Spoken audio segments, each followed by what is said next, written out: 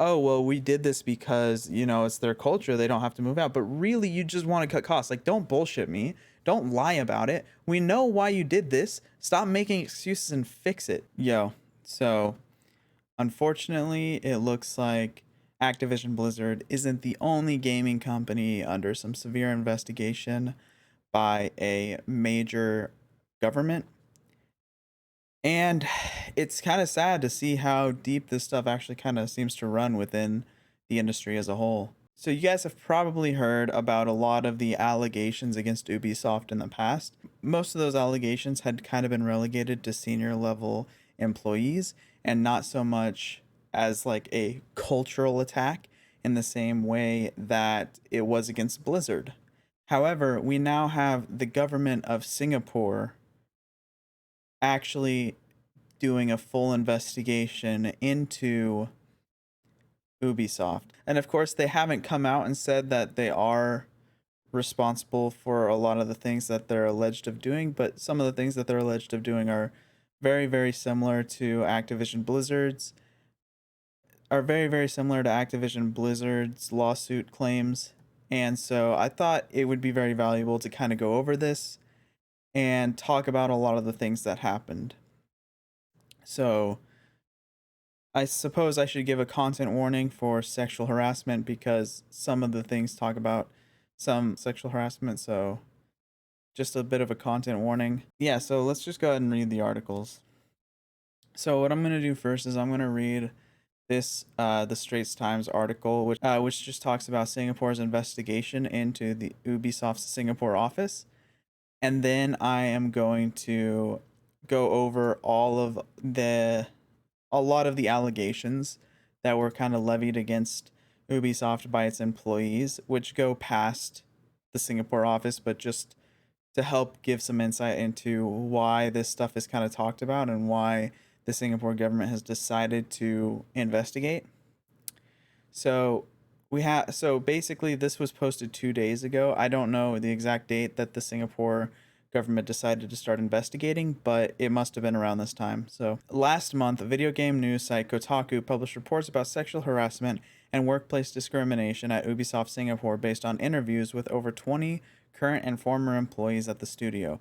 The firm has about 500 employees, and it told Kotaku that 40% of the experts and senior expert roles are held by Singaporeans or permanent residents.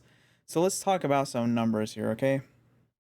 So you have 20 current and former employees of the studio beginning to levy complaints against Ubisoft Singapore, okay? So out of like, I don't know how many people have gone in and out of the company, but we're looking at like a pretty decent number, probably around like 2% plus of their employees actually levying complaints at the company or at this location of the company itself. And then of the 500 employees currently working at this company, 40% of them are Singaporeans, or 40% of the experts and senior expert roles are Singaporeans or permanent residents. That could you imagine if you went into a large office, like you went into a Target and 60% of like the managers and people weren't of your country of origin? That seems a little weird, right? Because you would expect that people at the higher levels would be usually permanent residents or of the country that this place is operating out of, because they're going to know the culture a lot better, and you're going to have more employees from the place you're working out of, right? Like if you're running a company out of Scranton, Pennsylvania, and 60% of the high up executives in that location are from California, that might seem a little weird to you, right? So that's why it seems a little weird in this context as well. Why are so many of the high up employees being not permanent residents or Singaporeans? Probably because there's some kind of bias going on within the company, and that's what a lot of these allegations allege, actually. So the TAFEP, which up here we can read as the Tripartite Alliance of Fair and Progressive Employment Practices, basically the same kind of organization within Singapore as was within as was within California that is going after Activision Blizzard. So in Singapore, when the TAFEP investigates cases of harassment, employers may be tasked to carry out investigations through interviews with affected parties and witnesses and to interview documented evidence. TFAEP may also require them to implement new policies to prevent future incidents. So basically, what this is saying is that the organization here is going to do some interviews. They're going to talk to people affected, people accused, people neither. I would imagine that they're also going to look through a lot of the data of the company. I'm not sure why that wasn't mentioned here, but if you're going to try to allege that a company isn't paying its employees fairly based on race or based on gender or based on whatever, you're going to want to look at the numbers of how they're paying those employees and how those employees are being promoted and stuff like that. It goes on to say workplace discrimination on the basis of issues like age, gender, race, religion, and language could result in a Ministry of Manpower's MOM fair consideration frameworks being breached, said Mr. Ian Lim, head of the Employment and Labor at TSMP Law Corporation. If so, MOM could bar the company from applying for new work passes for foreign staff or renewing existing ones for between 12 and 24 months. Okay, so think about how this is going to happen, okay? Basically, this is the same as America, basically. Like age, gender, race, religion, language. I guess yeah, so this is basically the same as America, right? You can't do prejudice against these people in a workplace because these are protected classes. It's basically the same thing here. And it's saying that if these were violated, if these protected classes were violated and these people were prejudiced against, then the company could be barred from applying for new work visas, okay? Like basically, I don't know if you know what an H-1B1 visa is, but that's essentially how we do in America. If you're a foreign professional and like a company wants you to come work for them, you get an H-1B1 visa to come work in the United States. This is the same thing here, but they're saying that the company will be prevented from applying for new work passes or renewing existing ones. And we already said 60% of their upper management is not permanent resident or Singaporean. That means those people would be barred from working here. And I'm going to imagine, though I'm not sure, I'm not a legal expert, especially when it comes to Singaporean law, but basically I think what this is going to end up happening is also that they won't be able to get people from Singapore over to their other Ubisoft offices. So this could be a really big problem, especially for that specific Singaporean location. Those found guilty can be fined or jailed, and in some cases caned. So this is kind of crazy to me.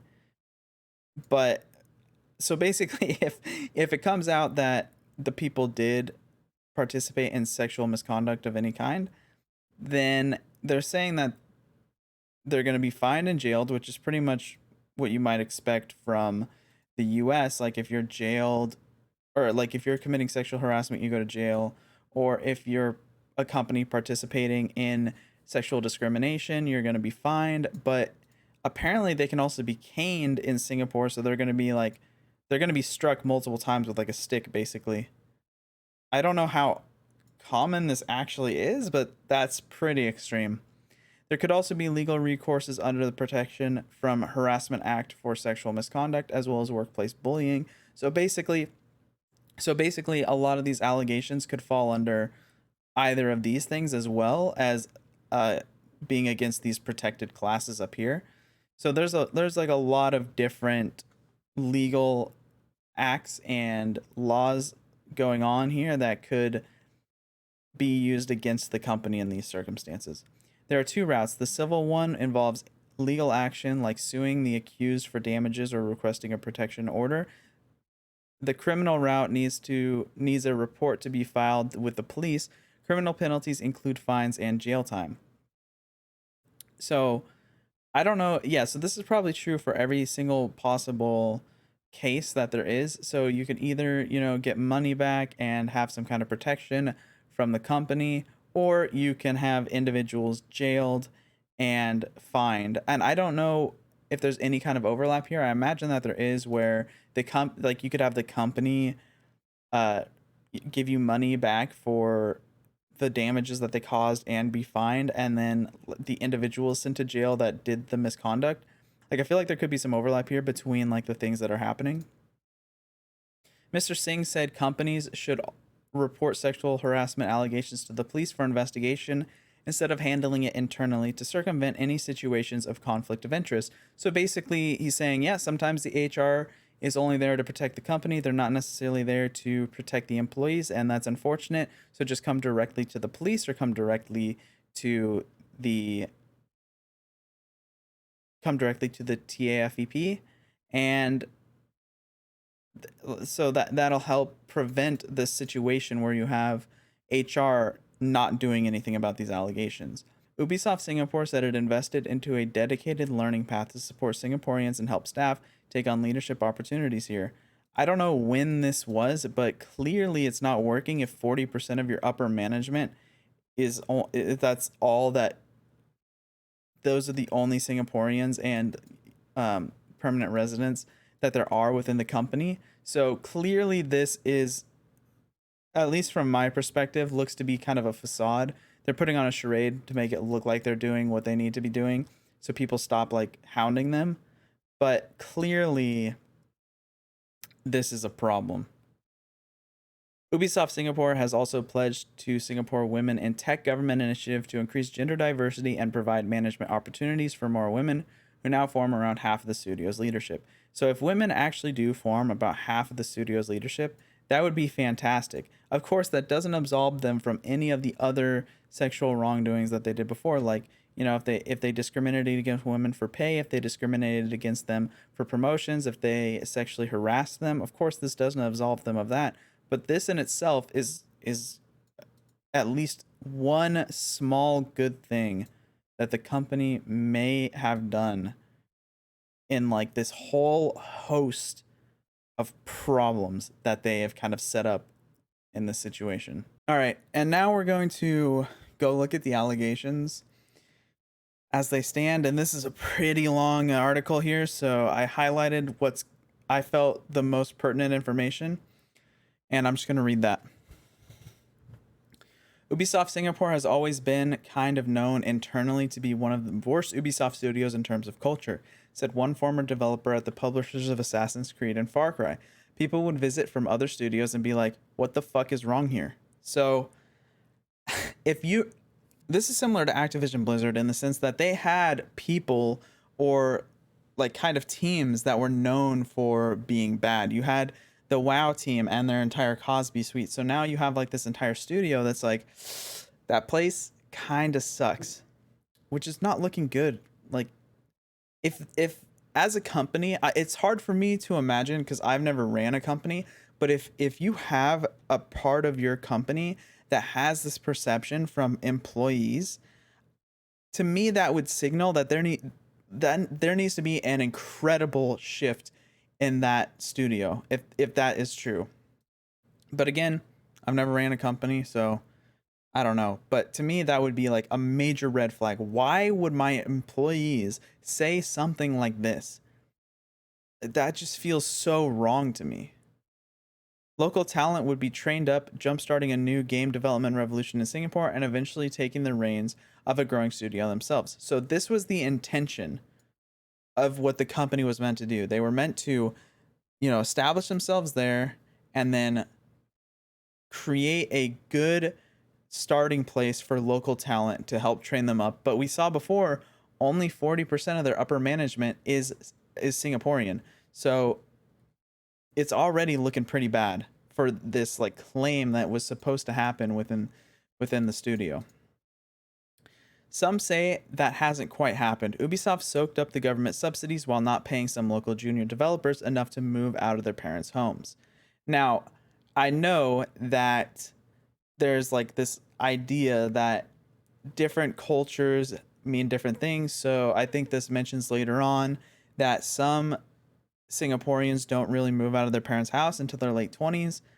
I don't care. If you're a company and you have employees at this location getting paid a salary that could move them into their own place. And then you have similar employees doing the same good work in the same position, and you pay them less just because you think it's okay because the local culture doesn't dictate that they have to leave their parents' homes.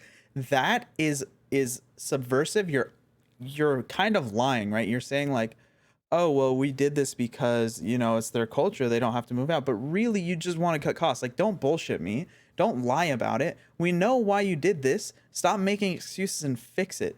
Because when I read this, it kind of pisses me off. If I was a developer at this company from Singapore and I heard that there were people doing at my level able to afford their own homes in my country while they're paying me less, I would be livid. This is not okay for a company to do. This is not okay. Whether it's not okay, even if the company were small or large, if you're a company, you need to compensate your employees fairly. I don't care where they're from. I don't care what their gender is. I don't care what their age is. If they are doing the same position, they're doing the same work, you need to pay them equally. This is ridiculous. This is actually disgusting. Others who stayed were rarely promoted to their highest reaches of the managerial and creative departments. We saw that before, the 40% of the employees only being from Singapore. So again, it's wholly disgusting. So they're basically taking the benefits of this country.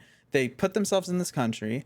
They took on the subsidies from the government because of whatever initiatives they're trying to do to help the local population. And then they don't help the local population.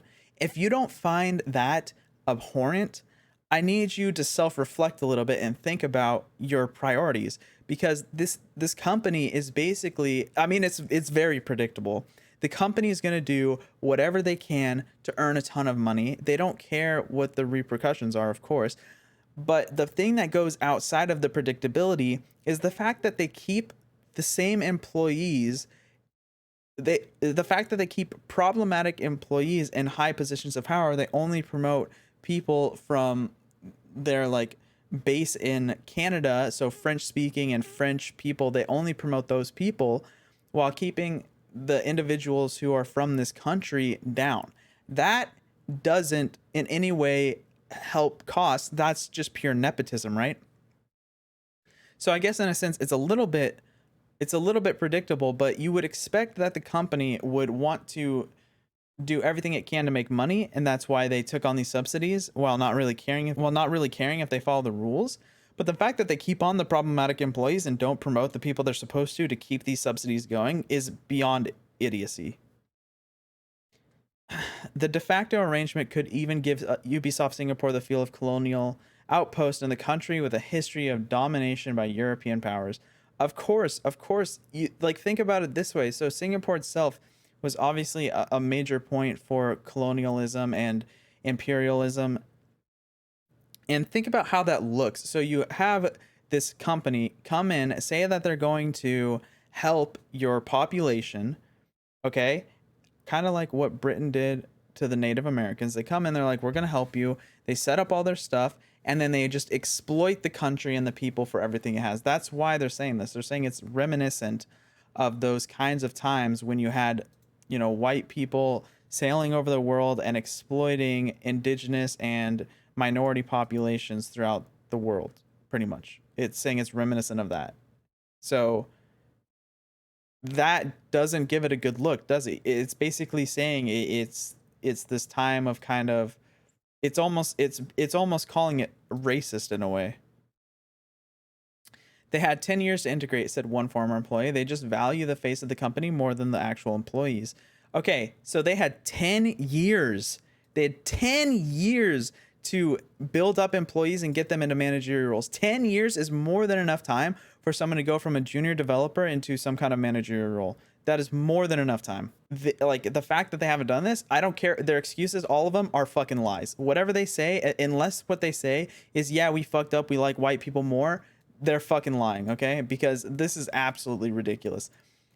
You can't say that you're trying to build up this local population, taking subsidies from the government because you claim you're trying to build up this local population, and then not actually build up the local population and then be like, oops, sorry. No, that's not how it works. Like, this is just fucking insane. Based on interviews with over 20 current and former employees there was no shortage of issues ranging from sexual harassment and racial pay disparities to bullying by managers. Of course, so we talked about this a lot. So there was that law or that act within Singapore for the anti-workplace bullying, stuff like that. So this could apply here. But then also sexual harassment and racial pay gap, both of those were protected classes within the country. So of course, that's also a major problem. Not to say we don't see this in America, of course we do, but from what this allegations is alleging is it's pretty severe here. And I don't care where it takes place. I don't care if this takes place in a country that allows it. I think it still is wrong, and it should not be okay. Like, it should never be accepted. So I'm going to say this now because I know that a lot of people are probably going to feel the same way they did about Blizzard. And of course, I stopped playing WoW. I uninstalled all of the Activision Blizzard games and launchers and stuff like that. So if you do not blame any single person for anything, do not harass any person or put blame on any person if they choose to continue playing Ubisoft games or if they choose not to, because of course these are extremely wrong. I wish this was being talked about as much as the Blizzard allegations were being talked about. I'm not sure why it's not as prevalent. I don't know if it's because Ubisoft is a Canadian run country and the outrage isn't coming from Canada, where Blizzard was an American company and the outrage came from America, and this outrage is coming from Singapore because of one of their offices, although a lot of their other offices have tons of problems too. And I mean, there's a bunch of links up here, so you can look into those. It's not like this is a single problem within the Ubisoft Singapore office. This is an Ubisoft problem, which again shows me that this is a top-down problem. Your leaders are the fucking problem, Ubisoft. So please don't harass anybody for continuing to play these games, and don't harass anybody for stopping to play these games, because it's a personal decision. Whether or not these allegations are enough to make someone stop playing the game or not is irrelevant to whether we can all agree that this is wrong and the company needs to be held accountable for it. You can still keep playing Siege and say that this is wrong and the company needs to, pay their fines, or these individuals need to go to jail. Okay? So I want to iterate that now. I'll probably reiterate it at the end, because I don't think it's okay for you to put a moral judgment on another person based on whether or not they want to play a video game. Okay? Sometimes it's a lot more complex in their head. They could use that video game for an escape. It could be that their source of income is that video game. So people need to think about that when they start making broad statements about people. Of course, we can say that these things are wrong, but you can't say that somebody continuing to play the game is a bad person. Just want to make that very clear.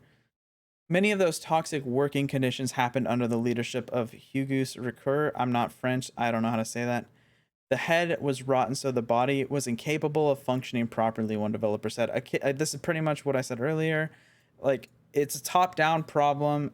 There's it's a really common saying. I'm sure most people have heard it, especially if you work in a corporation. Like, shit rolls downhill. So when something is bad at the top, it's going to be bad perpetuated downwards, of course, because this talks about it a little bit later, but there are going to be people who look up to this kind of stuff, and then the people who act in the way that this person acts are going to be the ones who kind of get into his close circle, get promoted, get all the raises. Those are going to be the people who are put on a pedestal as the people who are okay with this person's behavior, who apologize for this person's behavior.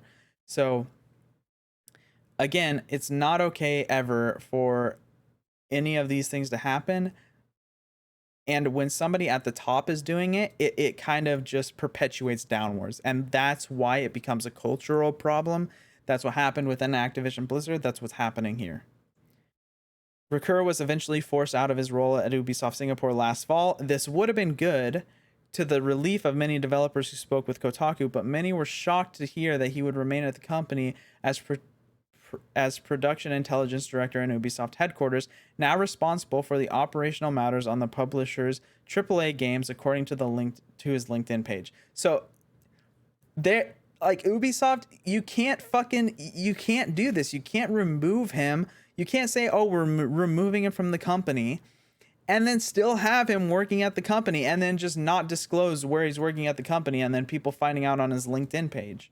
Come on. Like, this is actually nuts. So you're obfuscating what you did. You're saying like, oh yeah, we dealt with the problem, but you didn't. You just moved the problem to somewhere else. This is so stupid.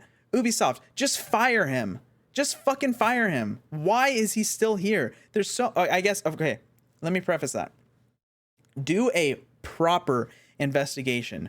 And then if those investigations come out to be true, then fire him. But of course, if you're moving him, you're already kind of admitting guilt here, right? Like, you're already admitting that he's causing a major problem in the Singapore office. And if he's causing such a problem in the Singapore office that you need to move him, then just fire him. What is this weird shit? So this is a statement from Ubisoft. I'm going to read the whole thing and then we're going to talk about it. We celebrate our international culture at Ubisoft and work to ensure our teams are deeply integrated into the local communities where we operate. We do not and will not tolerate abuse, harassment, or discrimination at any level.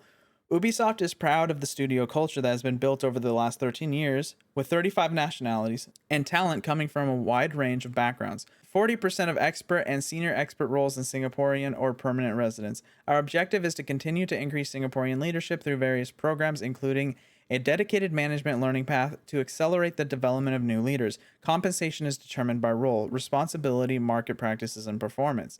Over the course of the past year, Ubisoft has implemented significant and meaningful changes that seek to ensure a safe and inclusive work environment for all.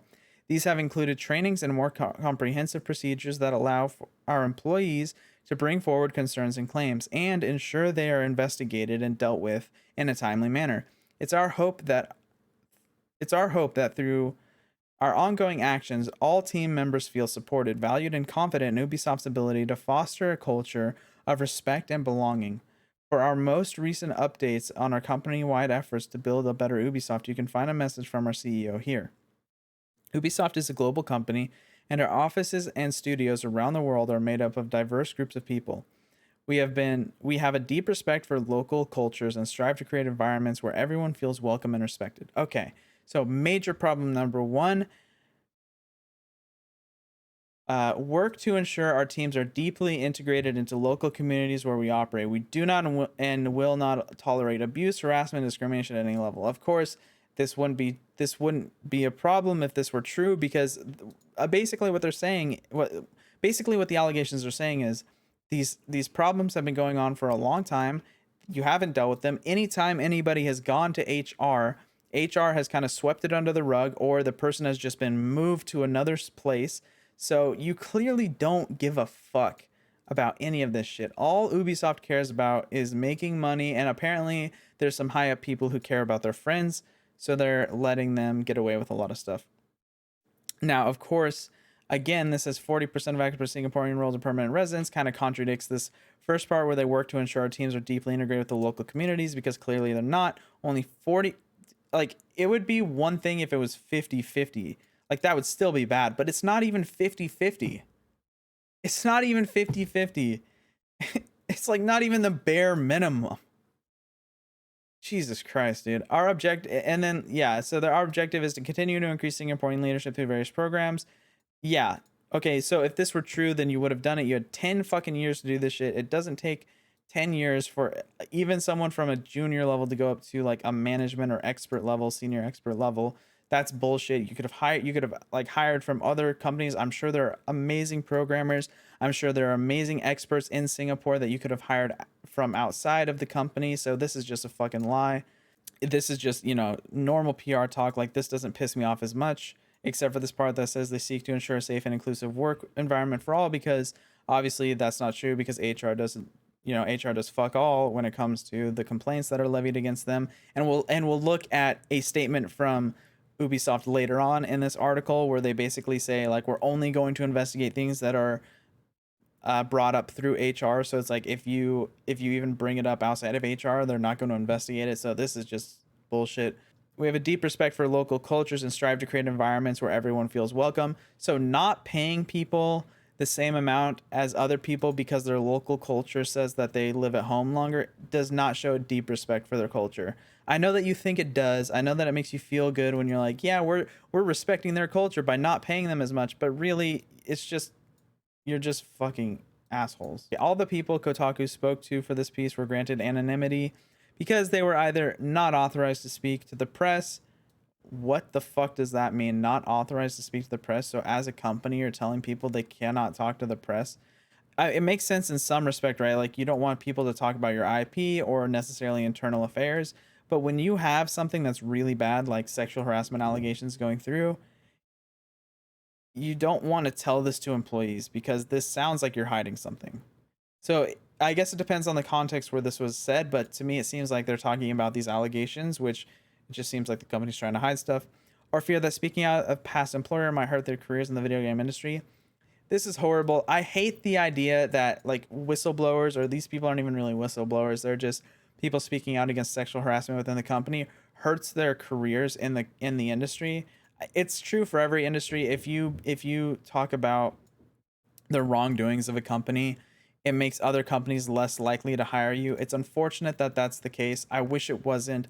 I think like worldwide we need a culture change to kind of champion the people who do this instead of like letting companies get away with discriminating against them for later hiring practices. I just wish that people could feel comfortable coming out and talking about this stuff. I feel like we would learn a lot about this stuff a lot sooner. We would hear a lot more and we would be able to deal with it a lot faster and fix things for the better overall. But because of things like this where they're not supposed to speak to the press and they have fear of like it hurting their career, people don't talk about it. And why would they? If you felt like speaking out about this stuff hurt your future, like you're going to be homeless or you're going to have to like barely live paycheck to paycheck, like why would you speak out? Like, of course you're not going to. And it's sad. It's sad to see that this is the case. People nicknamed it the French Mafia. Others referred to it as the French Connection. Whatever they decided to call it, many who Kotaku spoke with felt that there was a French ceiling at Ubisoft Singapore that made it hard for those from other countries or who didn't speak the language to succeed, especially if they were Southeast Asia or were women. Okay, so basically they're saying if you weren't French, you weren't French Canadian, you didn't speak French, there was a huge problem here. It made it so that they call it the French ceiling because you can only go so far without knowing French. And that's fucking gross. Like, why does it matter how much you know French if you're going to be working at a Singapore location? It's just so crazy that this is even a thing. Now, it could be the case, like, of course, it might be the case that it might be harder to promote someone into like a CEO role if they don't know French or if they don't know English or if they don't know whatever the predominant language of the country or the company is based in is. Of course, that might be true, but this seems to be true throughout the entire company, right? Like, why is it that women and people who don't speak French are having such a hard time, especially Southeast Asians? So now it's becoming racist, sexist. It's like, you know, going into like weird, like languageist kind of territories. Like, I don't even know. This is just so fucking weird. Please don't be like this ever. If you're not French, you have to take their side and cover up for their mistakes. Basically, if you speak French or you are French or you're Canadian French, you can get away with a lot of other stuff that most people wouldn't be allowed to because, you know, the upper management likes you. So they're going to let you get away with a lot of stuff. Of course, that shouldn't happen. We have a joke. There's a French multiplier and there's a skin color multiplier. I mean, we talked about this. This is like, I guess this is kind of judging people off their ethnicity, but also judging them based off of their nationality. So that's kind of weird. And then this is just straight racist. Why are you doing that as a company? Local employees might be paid just below minimum salary range listed, while experts were paid somewhere in the middle, a difference that could add up to anywhere between $5,000 and $10,000 a year or more in some cases. Okay. So if you're a local employee, you're paid below the minimum salary range listed. Really? So as a company, you're saying we pay $75,000 to $80,000 for this software developer role, okay? And they're paying them below that, sometimes $5,000 to $10,000 below that. Or I guess these people would get paid in the middle to $5,000 to $10,000 above the minimum. Like, this is just gross. Like, assuming this is true, it's like literally just discriminating against the local population. HR would chalk it up to different levels of experience and defend it on the grounds of different costs of living. Okay, so this might be a thing. Like sometimes companies will pay people more in the US based on which like state they live in. But if they're all living in Singapore, the cost of living is not going to be that much different. So this would like I can't imagine that this would ever happen within Singapore. Like let's look at the size of Singapore. Okay, so the size of Singapore is 281.3 miles squared. Now let's look up the size of California. Okay, so California is 163,696 miles squared. So there shouldn't be really much. So even in the United States, when companies differentiate between like cost of living, generally, not always, but generally it's going to be by a state basis. So if this state is already this size, and of course there's going to be cheaper places to live in California than if you're going to like, Silicon Valley, it's going to be way more expensive than if you're living in like, it's going to be way more expensive than if you're living in like Arvin or something. But like, what is this? So they're saying that the cost of living is so different within that 231 or whatever square mile country that they have to pay them different salaries. That's fucking insane. That's fucking insane. Do you understand that? Singaporeans were more likely to live with their parents late in their 20s so they could do without raises. HR's reasoning might go. This is such a fucking, like, don't ever fucking say this to me. Like, don't ever fucking do this. If you're a company, don't ever fucking do this. Because they live with their parents later because of their culture, you're gonna pay them less for the same amount of work? Fuck off. This is so fucking gross. What's wrong with you? Why? If you're a company and you're paying employees to, if you're paying an employee, you're paying a software developer, let's say you're a junior level software developer, you pay them $75,000 a year, and then you get a Singaporean software developer, your thought is like, wow, Singaporeans generally live with their parents, so I'm going to pay them less. What if this person that you're hiring, what if they don't live with their parents? What if they are trying to live on their own? Are you doing it by a case-by-case basis? Do you ask every single employee, like, whether they're Singaporean or not, if they still live with their parents? No, you fucking don't. You're just being racist. In addition to the claims of racial pay disparity, 3 former developers claim that senior managers at the studio are paid significantly more than their counterparts overseas at studios like Massive or Ubisoft Montreal. So this is kind of weird. So senior managers at the Singapore office are being paid significantly more than their counterparts overseas. Now this might be a cost of living claim, although I'm gonna guess that. Let's look up cost of. Okay, so the cost of living in Singapore is going to cost you about 34% more compared to Montreal. So this at least makes a little bit of sense. I guess it depends on what they mean by significantly more. Because if it's like more than like 34, if it's more than this number by a lot, then that's going to be pretty weird. But like this would be the kind of time where the cost of living matters, especially like because you're going overseas, you're going such a large distance. Yeah, so this would be the kind of time where the cost of living matters because of like the actual distance between like the locations and the difficulty between like living in like different areas and working at a location. Like if you're in Singapore, 231 miles, depending on 231 square miles, depending on where the location of Ubisoft's headquarters in Singapore is, like, that could be drivable by more than half the country. Of course, it might be a horrible drive, like an hour plus, but it could be drivable, right? But like when you're talking about like the cost of living overseas, like that's way different, right? So this could be a cost of living issue, but I don't really know because it doesn't say like where the problem is. Multiple current or former developers said HR wasn't helpful when it came to other complaints as well. When sexual harassment occurred, HR appeared to brush it under the rug, they said. One former developer recalled a painful incident in 2018 in which she was walking back to an elevator into the office with a coworker who unexpectedly started rubbing her shoulders. That's fucking weird. I actually shouted at him. I said, "Don't touch me, stop." And then he stopped, but he followed me all the way back to my desk and just continued to try to get my attention, she said. And I was using my phone and texting my boyfriend at the time to try to just get him to go away. But then he was like, "Who are you texting? Who's more important than me?" That's so weird. Like a coworker starts rubbing your back and then you try to get them to go away and they're like interrogating you. That's just weird. Despite this, she said the coworker still came back to her desk on the other occasions and would touch her shoulders, sometimes made all more uncomfortable by the fact that he would approach her from behind. Yes, don't do this. That's weird and creepy. When she first informed HR representatives about the incident, she said they initially sought to excuse what had happened, blaming her body language. Now, I'm going to assume that this allegation is true because I don't have a counter claim. So, assuming you went up to touch someone and they said, "Don't touch me, stop." I don't care what your body language is. That's like, first of all, this should already be kind of a known rule to not go up and like start rubbing people's backs at work, especially people you don't know. But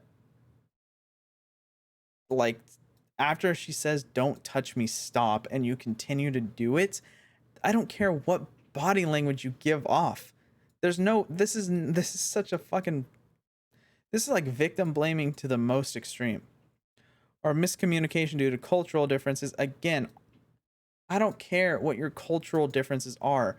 If someone tells you to stop, they need to stop. Like, if you're a foreign owned company working inside of another country, then you probably need to make doubly sure that the cultural differences are well understood between all employees and like what things are appropriate and what things aren't. So this is a failure on the company, not on the employee. And it's probably a failure on, and it's also a failure on the person after she told them to stop. So it's just weird. When a formal review of HR finally did occur, it took months. How?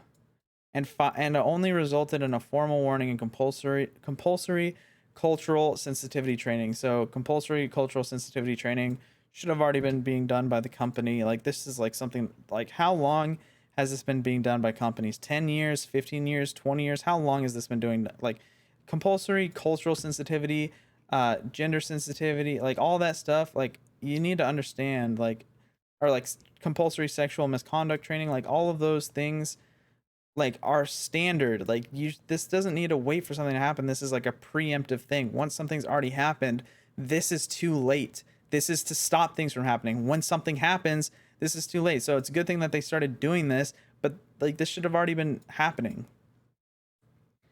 And it only resulted in a formal warning. Like, that's just ridiculous.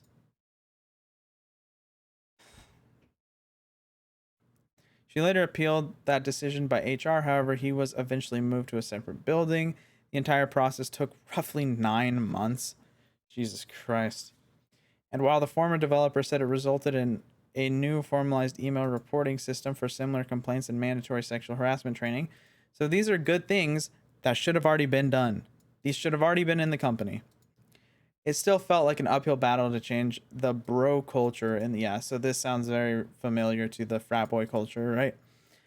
The training couldn't change a culture that's so ingrained with misogyny that every time someone comes out of the training, they just make fun of it and say things like, "Oh no, you complimented my hair. That's sexual harassment." Okay. I've heard these complaints before, and I think that they are fucking stupid, right? Okay, so first of all, it depends on how you're talking about someone's hair. Like, it could become sexual harassment. So, yeah, if you're being weird about it, then yes, of course. Like, also, why are you just randomly complimenting people in the office? Like, that's kind of weird too. But it's not just that. Like, there are some people who don't understand, like, literally don't understand that some things might be considered sexual harassment. Like, if you go up to a girl and you compliment her, like, if you compliment her like legs, or you compliment things that are generally sexualized, like her bust or something, or like those things would obviously be sexual harassment. But some people don't understand that, right? And so when they say things like this, it feels like these are the kind of people who, one, understand it, but two, don't give a fuck, right? They understand it, they just don't care. While the training is more aimed at people who just don't understand, like they either grew up in a culture where it wasn't that big of a deal, or they grew up in a like however they grew up, like it just never became that big of a, like they just never understood it, like it was never taught to them. And so in that sense, it does like help those people kind of understand like what they are and aren't allowed to do and what might be offensive to some people and stuff like that. So it's good. But these people right here, they already know what sexual harassment is. These people can't really be changed by these things. These people kind of just have to be ousted, or the punishments have to be so severe that they would never, ever, ever, ever, ever act on it. Like that has to be the situation here. She ran into oh, so this is about some woman who began working at Ubisoft. She ran into Recur, then a producer who, in their first interaction, made a suggestive remark about having tattoos hidden where she couldn't see them. Fucking weird. She said, sometime later, in the lead up to an office party, he commented on her attractive dresses. Okay, this is kind of weird. Like, don't, like, to say something's an attractive dress, like, that's super weird. Female coworkers were wearing and asked her where hers was. Oh, wait, hold on. Let me. He commented on attractive dresses other females were wearing and asked her where hers was. Like, commenting on how, like, a person is dressing, especially when you're saying that they should be wearing something possibly more revealing than what they are, is really, really, really, really weird. It's really, really weird. Don't do that. Once at the party, while standing around the bar, he asked her to kiss him on the cheek. Also really fucking weird. Don't ever ask someone at work to kiss you on the cheek. Probably don't ever ask anybody that you don't know really well to ever kiss you on the cheek.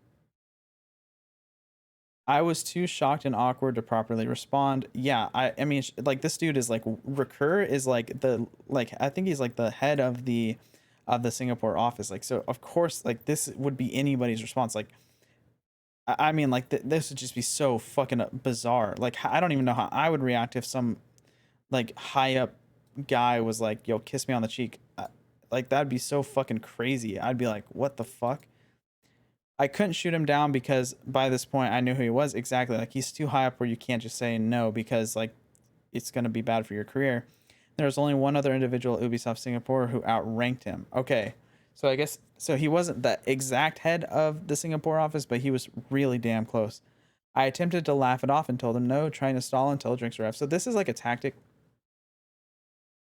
This is like a tactic that guys probably wouldn't understand, is like women laughing to kind of like avoid situations. Like, I bet most guys probably think like, oh, she's into me, she's laughing, but really she's trying to avoid this super fucking awkward situation. And like, so if you're ever in this situation or you see like this kind of situation, just like, you need to like look out for like, are they possibly super uncomfortable? Because sometimes like that might, like, a lot of people, myself included, laugh when they're uncomfortable, but this specific tactic is like how you can like gently get out of a situation that guys will never have to do, but girls probably have to do way too often. But he didn't let it go, she said, asking her why not. She responded that she didn't even give hugs to her good friends. Now, this is probably not true, but even if it's not true, like, she's trying, like, this is something, like, again, this is something the guys probably never have to do. She's trying to like back out of the situation like in the most gentle way possible without pissing off this dude, which is such an abhorrent situation to be in. This is an awful situation. She's trying to back out of the situation, being gentle and reassuring this guy at the same time. It's horrible. She said he then proceeded to dramatically throw his arms up and declare, "Oh, but my world will be turned upside down the day you decide to kiss me."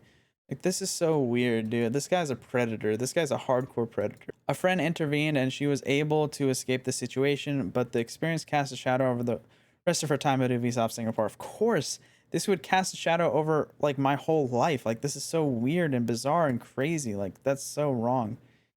She finally told her direct managers about the experience in late 2017 because it was affecting her work. Yeah, this is kind of similar to what we were hearing about Blizzard, right? Where the sexual harassment and the misconduct was so severe that people's work was being severely affected.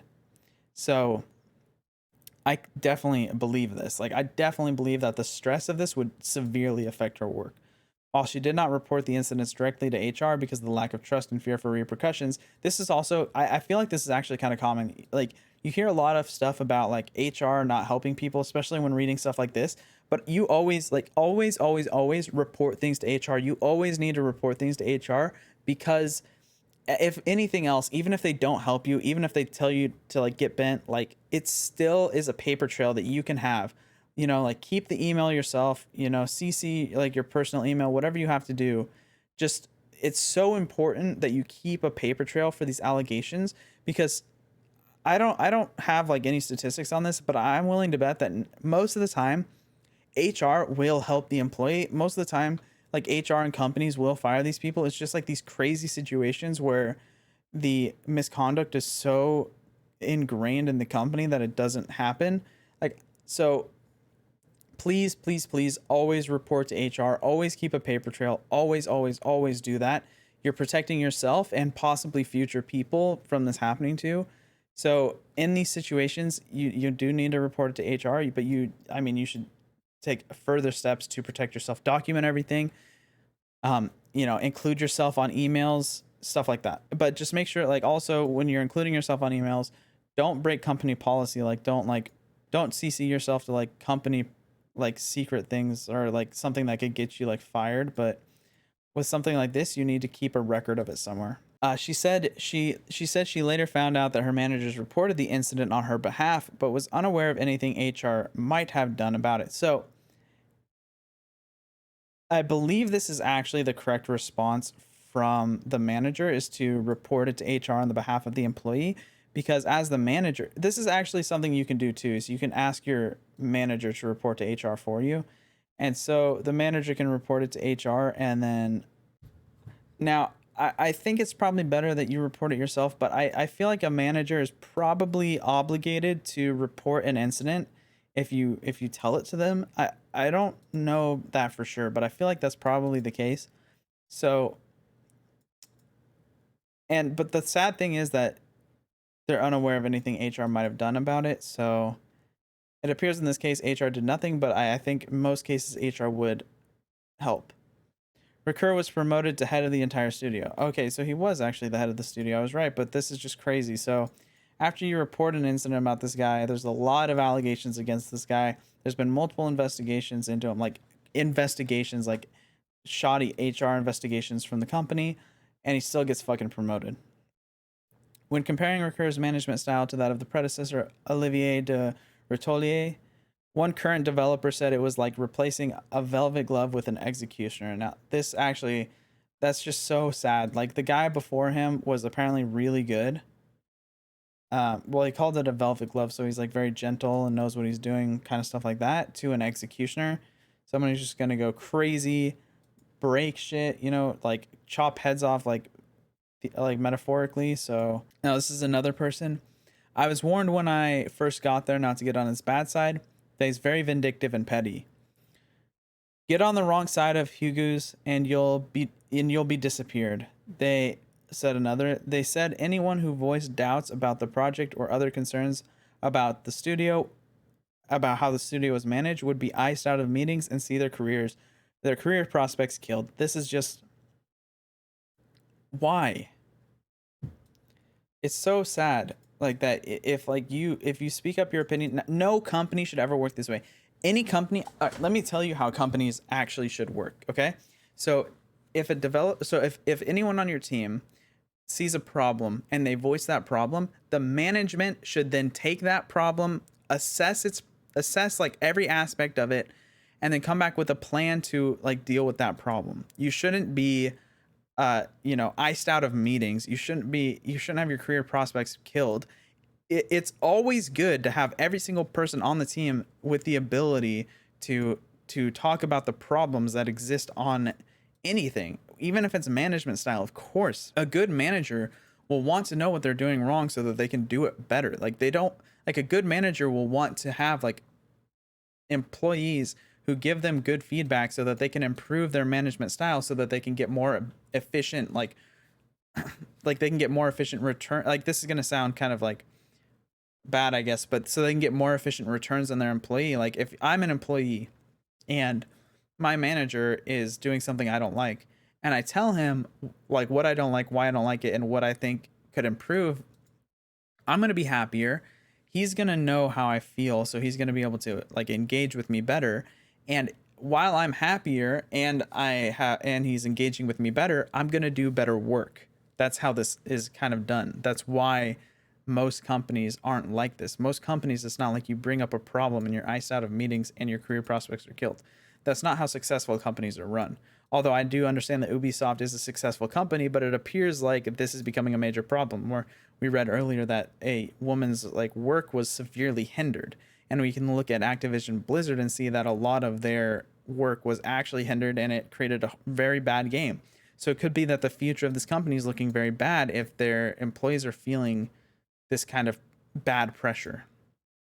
When you feel like you're going to get fired because you're saying the truth on the project, that's by definition a toxic environment. Exactly. A toxic environment is never conducive for good projects. It's never conducive. The repercussions could vary from being passed over for a pay raise or promotion to being subtly undermined on a project or pushed out altogether. So, yeah, we talked about that a little bit. It's just stupid. Those at the studio who were ambitious and tried to curry favor with Recur would follow the same spiteful playbook. So we talked about how like people at the top kind of set the culture. And like, so the people below him, the people who are going to get promoted, the people who are going to get raises, the people who are going to be put in charge are the people who are going to act pretty much the same as him. Recur was a fan of patronizing power moves, they said, like fixing someone's collar, making condescending remarks about people's appearance, or throwing pens and markers during meetings. He's like a child. Throwing pens and markers during meetings? Really, dude? What's wrong with you, man? He could also swing into threatening outbursts, slamming fists on tables in meetings, or yelling at rooms if someone tried to crack a joke. Again, he's like a child. He would just go into like tantrums. He would just throw little baby tantrums if he didn't get his way. Fucking gross, dude. Employee evaluations played a major role in driving a culture of fear and intimidation at the studio. One supervisor told Kotaku they could only give out limited number of positive reviews, forcing them to leave even great developers with largely negative feedback. So this is something that's pretty similar to Blizzard, where their reviews were a major source of stress for the people, and like apparently that's the same here. Which we talked a little bit about why that's bad is because if you're an employee and you're doing good work and you're going to get a negative review either way, like you're disincentivized from actually doing good work, right? Like why would you give a fuck if even your like putting out your best effort gives you a negative review? Also, let's talk about how fucking obtusely stupid it is to have a limited number of positive reviews. Why would you ever do this? So you're basically saying that it's only possible for this number of people to be good on your team. Like that's just so fucking stupid. Like you must be a fucking idiot. Now, of course, some companies will do things where it's like you only have this much to give out in like raises, but like that is like way different than this. Like telling someone that they did a bad job even if they didn't because you can only have a limited number of positive reviews is ridiculous. And I don't think that it's a problem for this company to give out like raises, promotions, or like bonuses because this company makes a fucking absurd amount of money. So, and they've been like increasing their like earnings year over year. So like this, like that's not even the case here.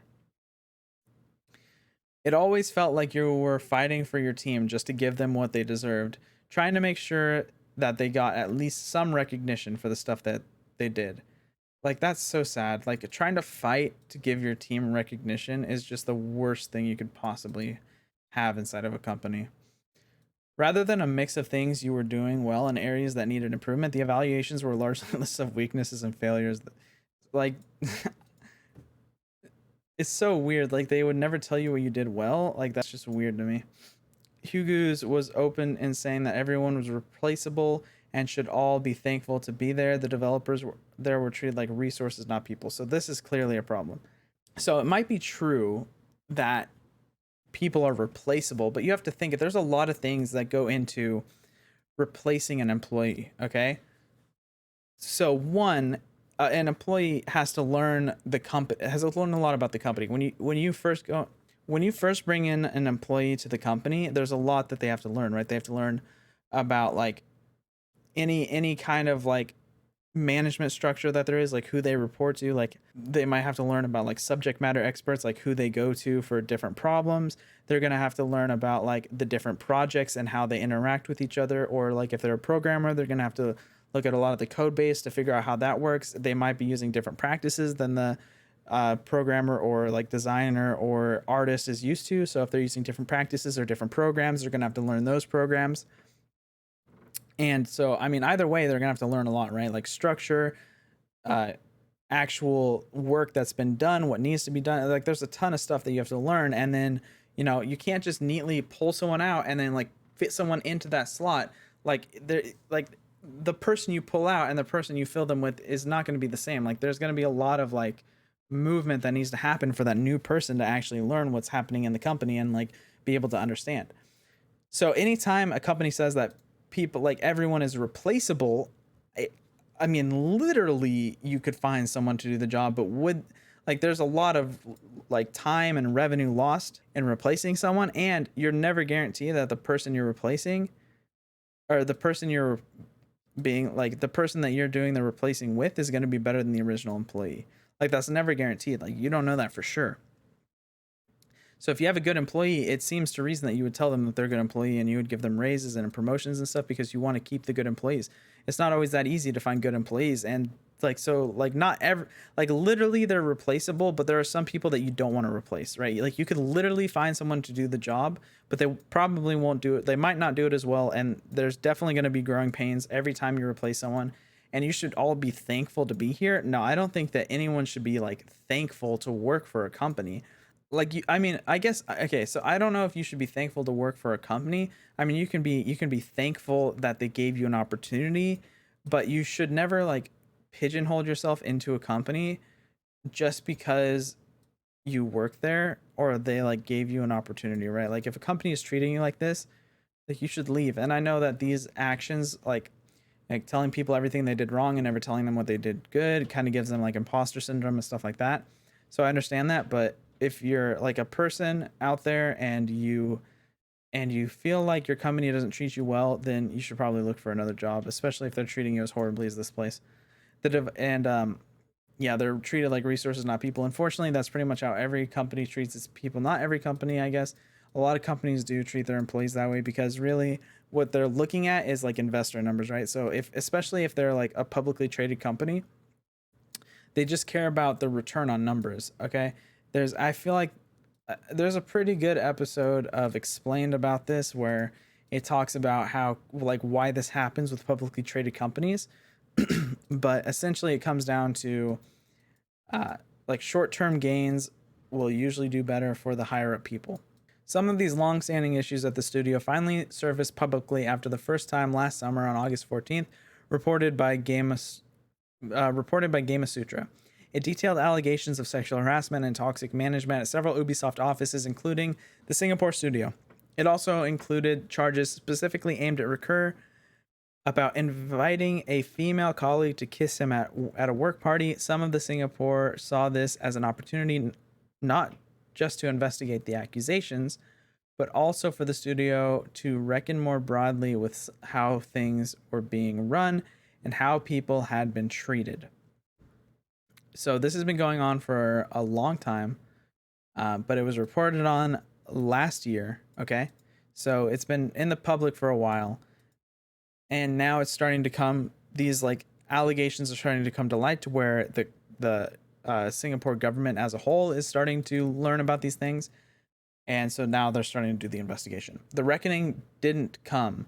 Recur immediately went on. Well, so this is kind of written like before the investigation started, but Recur immediately went on to leave after the article came out, but no official investigation was launched. And we already talked about he was just moved to another place.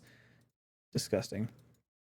Management said it would only investigate claims brought through HR or its internal anonymous reporting tool. This is so stupid. Any claim, even if it doesn't go through the right channels, of course you should go through the right channels. It makes it easier for them to investigate, but any claim should still be investigated. Like, I don't know what this even means. Management said it would only investigate claims brought through HR. Then if you're management and you get a claim that's not brought through HR, then put it through HR then. Like, do it yourself. Like, this is kind of how you need to be like, this is your job as management, is to do these kinds of things. Ricoeur returned to work days later, followed by a town hall in which he apologized if his actions had ever made anyone feel uncomfortable. Oh, I'm sorry that my sexual harassment made you feel uncomfortable. That's basically what he's saying. He's a piece of shit. But stopped short of admitting culpability. So he doesn't think anything he did is wrong. Of course he doesn't. He's a narcissist. For anything raised in the article, 2 sources present said. There was also a series of posts by an anonymous person in Whisper Network for National University of Singapore alleging that a programmer from Ubisoft Singapore coerced the poster into sex after they expressed interest in applying for a position at the company at a 2019 campus job fair. Now, this is horrible. This is fucking horrible. A high up person, a person, assuming this is true, you're someone making you have sex with them so that you have a better opportunity at a job at this company. Dude, like, how do these people even exist? How do these people exist? Like, it's fucking... The head of Ubisoft's Canadian studios, Yannis Mallet, had been summarily let go on July 11th simply for overseeing studios where sexual misconduct was reported.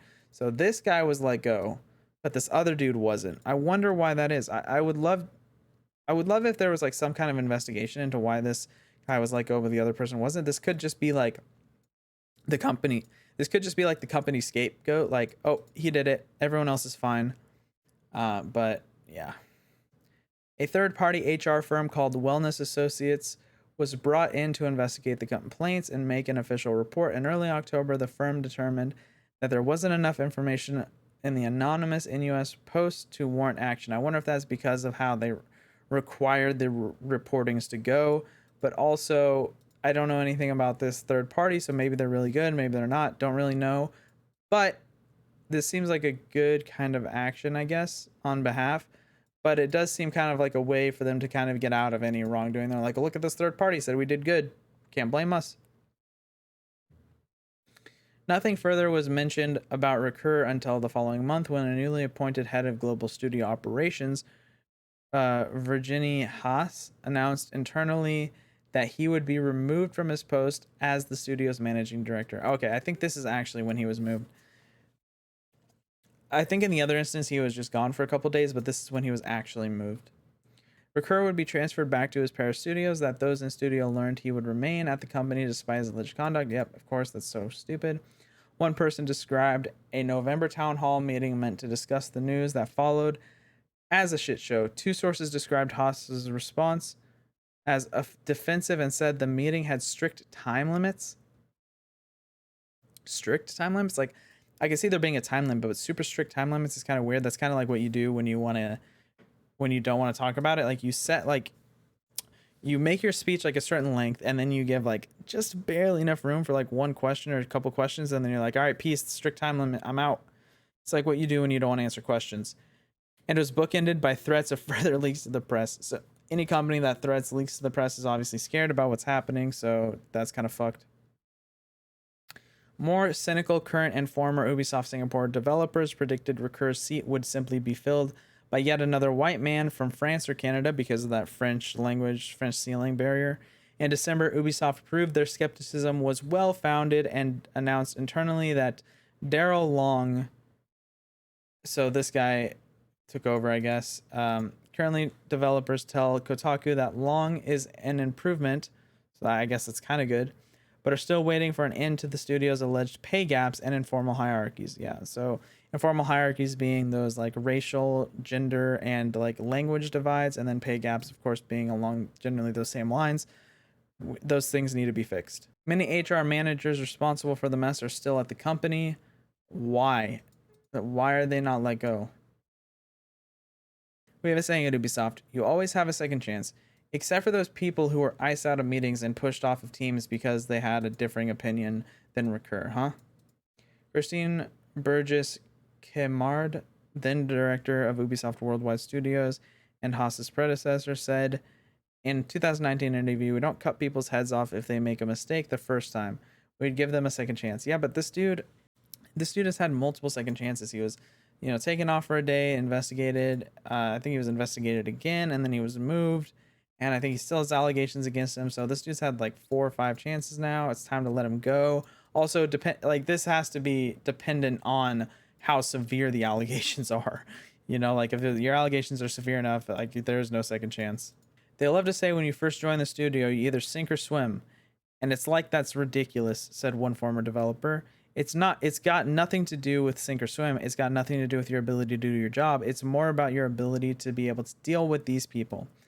It should never be sink or swim. Now, going in as a professional, you should obviously have the required capabilities, but there needs to be some kind of mentorship along with any company that doesn't offer a mentorship when you join is fucked. Okay. Like a company needs to have somebody show you the ropes, teach you about the company culture, teach you about like the hierarchy, teach you about like the subject matter experts. Like all these things need to be done. And then of course there's no way that any single person knows everything, especially if you're like a junior developer. You need like senior developers and like high level like managers and designers to help you learn a lot of this stuff.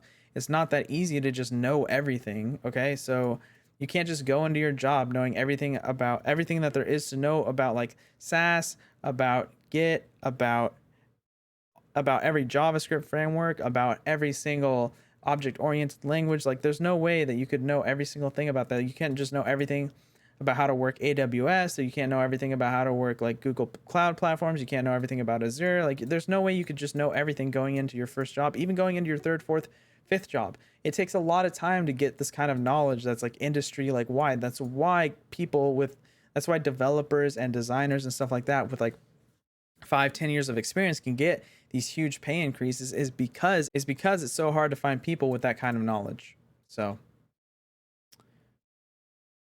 but yeah, unfortunately it was a bit of a solemn news on this one. I guess couldn't do anything fun like another Asmongold versus Blizzard. I love doing those ones. Yesterday was a pretty fun one doing an Arya video about Earth 2, but today we had to talk about this unfortunate situation with Ubisoft and how it's like very similar to Blizzard. So yeah, if you like the video or you learned something, please like and subscribe. It would help me a lot. Leave a comment down below. That helps me in the algorithm too. But yeah, that's it. Peace.